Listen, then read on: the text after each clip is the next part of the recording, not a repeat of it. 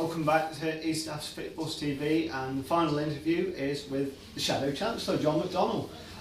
So, John, what's the election of Jeremy Corbyn brought to the Labour movement as a whole? Well, it's brought me to Derby. What it's done, well, I think it's just been transformative.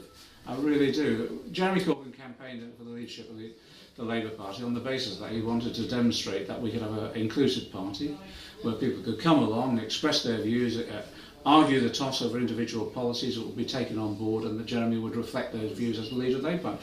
So I think he's opened up democracy at the party again. We've doubled our membership. Jeremy and myself are doing meetings all the way around the country as other Shadow Cabinet members. Those meetings are absolutely packed out. There's political debate going on again. So people just feel absolutely freed politically now to be involved in themselves in the politics again. And it's most notably some of the things obviously it's brought some of the trade unions back in as well, like the FBU and things, which can only be a positive. But what's your message? Surely it's now time to stop all this infighting, isn't it? Yeah. Concentrate on the fight, yeah. The real fight. Let's be real though. Jeremy got elected on the biggest mandate that any political leader of a party has in this country ever in our history. So a huge mandate for his leadership. That's the first thing. The vast bulk of our Labour Party members support Jeremy and support the policies he's advocating.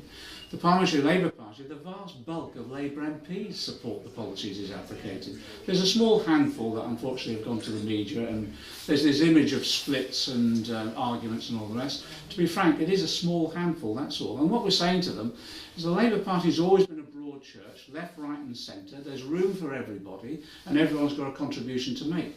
So we're even for those people who've been critical of Jeremy from the individual MPs, small group, then we're saying to get back on board. We listen to your views. We want to hear what you're saying. We might not agree on everything, but actually on most of the policies we're advocating, certainly domestic policies we're advocating, there's not much disagreement.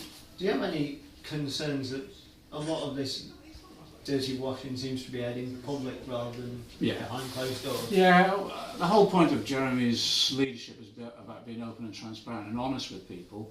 But there's a difference between being open, transparent and honest and feeding the Tory media with stuff. And we've literally got the whole of the establishment coming at us now, and that means the whole of the media establishment as well, apart from Morning Star and some of the left press. Most of the other papers, even The Guardian, are not sympathetic or helpful. So what we've got to do is create our own media, and that's why we're doing public meetings around the country, and people are turning up in large numbers.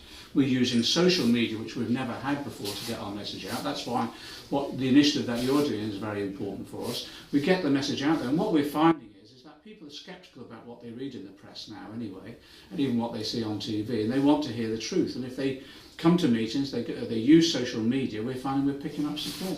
Just find a few quick questions, because I know we're a bit short for time. We've seen this week that the global economy seems to be heading into a matter of crisis or some murky waters again.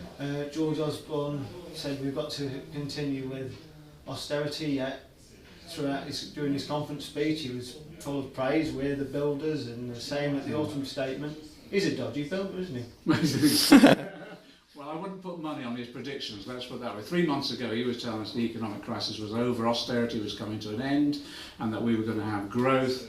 Actually, if you look at my response, my speech and response, I warned him at that stage that there would be global economic headwinds that would hit us, and that's exactly what's happening. He's now saying we're on the precipice and there could be another economic crisis and a downturn.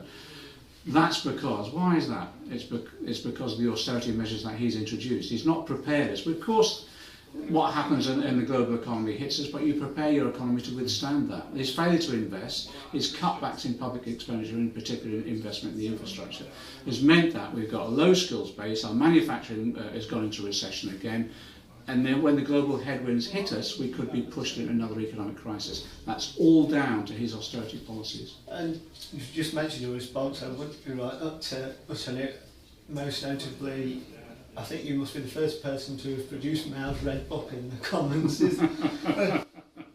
you regret that now? Or No, I know I've been ribbed for it and the media have taken me apart from it.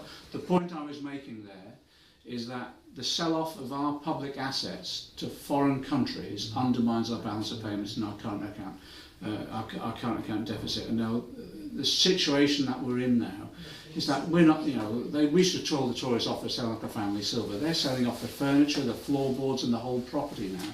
And what I was worried about, I'll just give you one example, air traffic control they're now going to sell off. Are we really going to sell off air traffic control, the control of our skies to a foreign country like China? That's outrageous. And one more, just briefly, final question is, you've obviously got as a constituents MP, I've seen the documentary that was filmed with you. You've obviously got a good relationship with various different organisations in your constituency, even the businesses. How do you do that?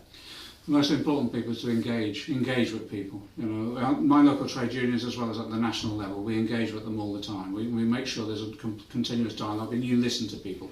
With local businesses, I've just been meeting the CBI, the City of London Corporation, the London Chamber of Commerce. You just meet with people. You might not always agree with them, but actually you meet with them and listen to their views.